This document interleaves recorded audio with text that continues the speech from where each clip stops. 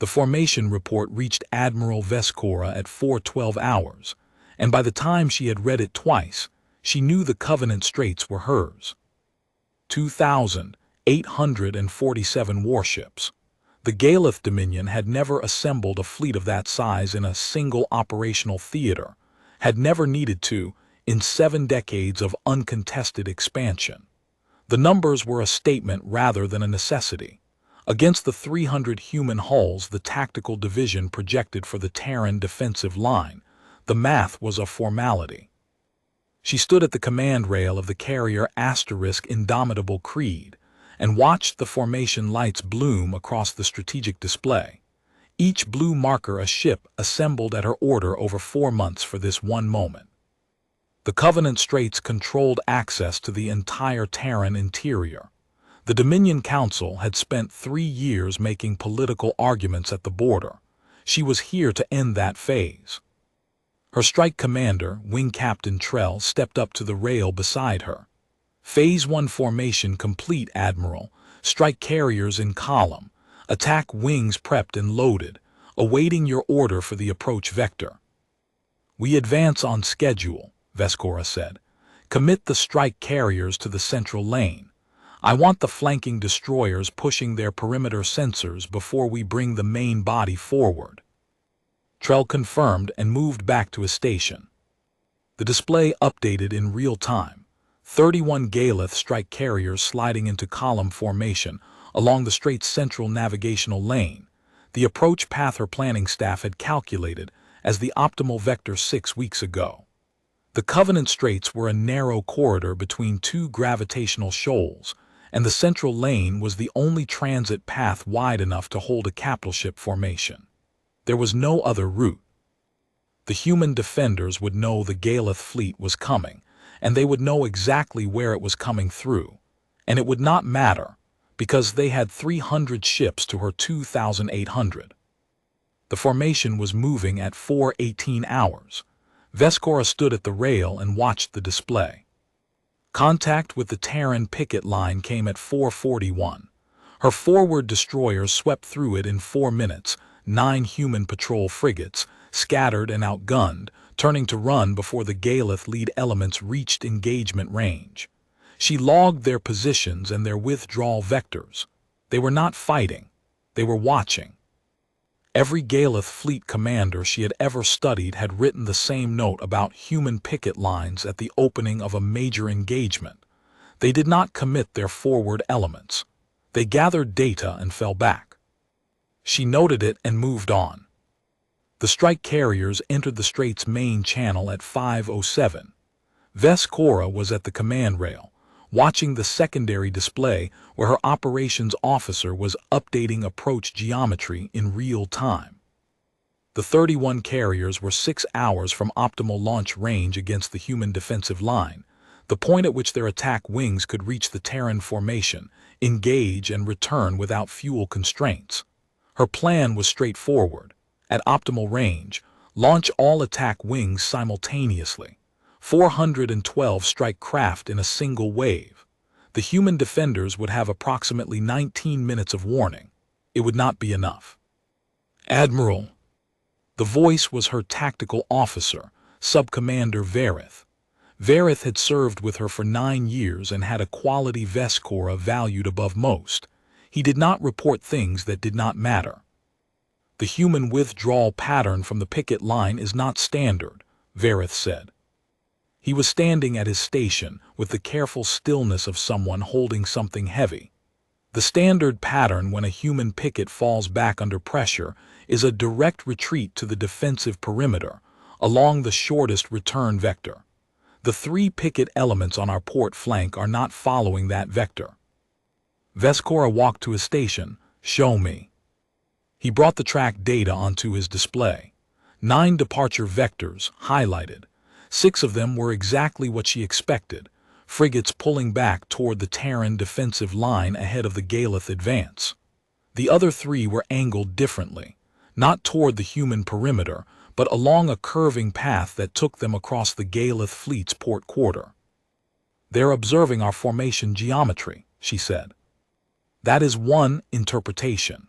Verith's voice was measured. "The other interpretation is that they are painting our strike carrier positions for something behind us." She looked at him. "Our aft sensor array is clean." "It is clean in the frequencies we're sweeping," Verith said. "Human stealth hulls have demonstrated the ability to run in gaps our passive arrays don't cover. We know this." He set the data slate down with a precision that was almost careful. "Admiral, I'm not saying there is a threat behind us. I am saying the Picket withdrawal pattern is consistent with a threat behind us that those 3 frigates are feeding targeting data to." The display updated. The 3 port flank frigates continued their curving arc. Vesk-Orah watched them for a full 4 seconds. "They know about the central lane," she said. "Not a question. The Covenant Straits had only one viable capital ship transit route. Of course the Terran defenders knew which lane the Galeth fleet would use. She had known they would know this when she built the plan. It had not changed the calculation." "They know about the central lane," she said again, hearing herself, hearing what Verith was not quite saying. "And they have had 6 weeks since our formation order became observable to look at our approach vector, and their picket line did not fight. It watched." She paused. "What does the human force disposition file say about their current defensive commander?" Verith pulled it. "Captain Yena Arao, Terran Defense Fleet, Covenant Sector, age 27. Posted to this command 8 months ago. No prior sector command." 27. Vesk-Orah had commanded a destroyer squadron at 27. She had thought she understood fleet operations at 27, and she had been wrong about most of it. What was her prior assignment? Tactical Intelligence Officer, Terran Fleet Command, 4 years. The display updated again. The 31 strike carriers were holding column formation, their approach geometry exactly as planned, the same geometry that had been in Galeth fleet signals for 6 weeks, the same geometry that a tactical intelligence officer with 4 years of reading enemy planning documents would have identified, analyzed, and worked out the counter response to 4 months before the first Galeth hull entered the Straits. "Verith," Vesk-Orah said, "I want an active sweep of our aft quarter, 180 degrees." "An active sweep will announce our concern," Verith said. "Yes, do it." The sweep ran for 40 seconds. The return came back clean. The aft quarter was empty space, the gravitational shoals, nothing moving. Vesk-Orah let out one slow breath, and then the display updated a 3rd time. 2 of the 3 port flank Picket frigates had changed vector. They were no longer curving. They had stopped, held position for 11 seconds, and then reversed, heading back toward the Terran defensive line at maximum thrust. The active sweep had answered their question. "Admiral," Verith said quietly, "they just got confirmation of what they needed." She understood what that meant before she could finish the thought. The Picket frigates had not been transmitting targeting data to something behind her fleet. They had been confirming that her fleet was exactly where the Galeth planning documents said it would be, same lane, same column formation, same approach vector. And her active sweep had confirmed to any human sensor operator within range that she had noticed the anomaly and was now looking in the wrong direction. "All stop," she said. Her voice was controlled. "Strike carriers hold position. Launch no attack wings, I want." The first contact appeared on her port display at 5:41 hours and 14 seconds. Not behind her, to port. Along the gravitational shoal that her tactical staff had rated as impassable for capital ships 6 weeks ago. The shoal that was technically impassable, right up to the boundary of the Galeth fleet's formation corridor, where the gravitational gradient dropped low enough that a ship running shallow, running at minimal drive power, could thread through without tearing itself apart, if the navigator knew the exact gradient map and had practiced the approach enough times to execute it at combat speed. 1 contact, then a second, then 11 contacts on the port display and 17 on the starboard, and the Galeth formation's flanking destroyers were already broadcasting collision warnings as the human hulls emerged from the shoal margins at vectors that should not have been survivable. "Count," Vesk-Orah said. "61 contacts port 44 starboard," Verith said. His voice had changed, not panic, but the flat efficiency of someone who had just seen a classification table revise itself. "Capital ship mass registers. Carrier designation on 9 of the port contacts. Carrier designation on 6 of the starboard Admiral. The carriers are not their main body. Their main body is still ahead of us on the defensive line." She was looking at her display, calculating. The human hulls coming through the shoal margins were not fighting through the shoal. They had transited it in advance, sitting in the shoal's shadow, engines cold, for however many hours it had taken to position them there. Waiting. While the Galeth fleet advanced up the central lane in the exact formation, the human tactical intelligence officer had predicted 6 weeks ago. 105 human ships had been holding silent in positions her sensors had rated as empty space. The strike carriers were in column. Column formation was optimal for transit and for launching attack wings from fixed positions. It was catastrophically unsuitable for responding to threats emerging simultaneously from both flanks. The human carrier groups from the port shoal reached weapons range of the Galeth strike carrier column at 5:43 hours and 19 seconds. They fired before the Galeth formation could break column and reorient. The first Galeth strike carrier took simultaneous impacts on its launch bay section and its drive array, the launch bay, where 400 attack craft were loaded and armed and fueled, waiting for the order to launch the wave that was supposed to end the engagement before it started. The secondary detonations from the launch bay lit the tactical display in red. 3 more Galeth carriers died in the next 40 seconds as the human attack groups worked down the column. Vesk-Orah did not issue the order to break formation. The order was already too late. She watched her strike carriers burn. The human flagship, a carrier cruiser her intercept files labeled ISF** Iron Meridian, had not come through the shoal. It was holding position 8,000 kilometers behind the human attack groups, outside the engagement, its command signature visible on the signal grid as a clean, steady broadcast. Coordinating. The human attack groups did not need a command ship to push orders at them in real time.